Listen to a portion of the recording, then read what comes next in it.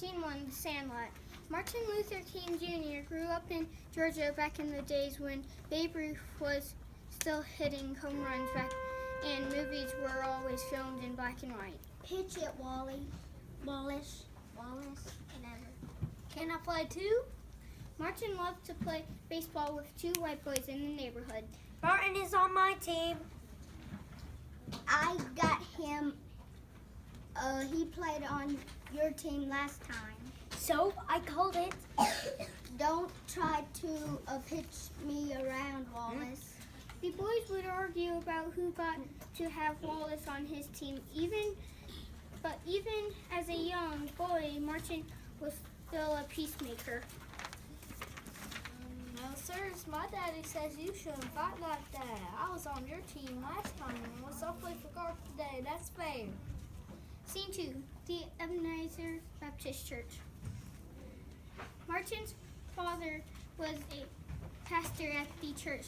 They called him Daddy King. Look, Lorraine, there's Daddy Martin. Martin, doesn't it make you so proud to see your father standing so tall before the congregation? Someday you're going to fall in his footsteps, Martin. No, ma'am, I'm proud of my daddy, but my dream is to be a shortstop. Martin did not know, but Lorraine and Viola were right about him. Someday he'd be known to reserve Martin Luther King, just like his father, but there would be some hard lessons along the way. Scene 3, the neighborhood grocery store. Clark and Wallace's parents owned a market across from Martin's house. Martin thought it strange that whenever he and his mother went to the market, they entered through the back door. Excuse me, Miss Connor. I'd like 2 quarts of milk. You're going to have to wait. There are other customers in front of you. Like all black customers, sometimes the Kings had to wait to be served, even when they didn't get served. Well, when they did get served, they weren't always treated very well. Now, what is it you want? 2 quarts of milk. You'll have to pay before I get it. Do you have your money? Come on, Miss Connor. Come now, Miss Connor. Have I ever not had my money? We both know it has nothing to do whether or not I can afford it. It's just that I can never trust your kind. Our kind? Your boy Clark is quite a ball player, Miss Connor. I just tell you, he struck me out 2 times. You've been playing ball with my boys? Yes, ma'am. They're my best friends. They are they? Here's your milk, Mrs. King. Head out the back. Scene 4, the Connor house. The next time Martin went to the sandlot to play, no one was there. He ran to the grocery house and knocked on the door. Where are your boys, Miss Connor? They're supposed to play ball today. Clark and Wallace can't play. They're sick in bed. Martin could see past Mrs. Connor into the house.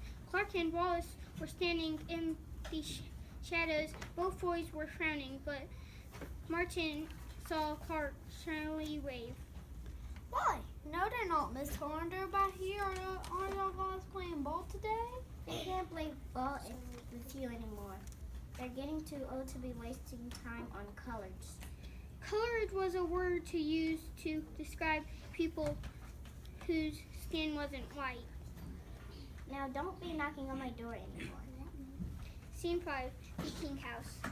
Why are you crying, Martin? Miss Connor says that her boys can't play ball with me anymore. She says it's because I'm colored. I'm sorry, it was bound to happen sooner or later. But why does my skin color matter? Some folks don't like people who are different. The Clark and Wallace don't feel that way. We have fun together. The boys may not feel that way, Martin, but their parents do. That's why they make us use the back door. That's why they give us sour milk.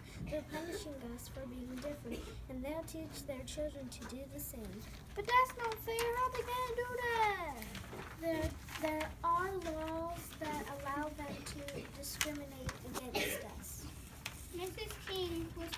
about Jim Crow laws. These laws made it illegal for white people to treat black people unfairly.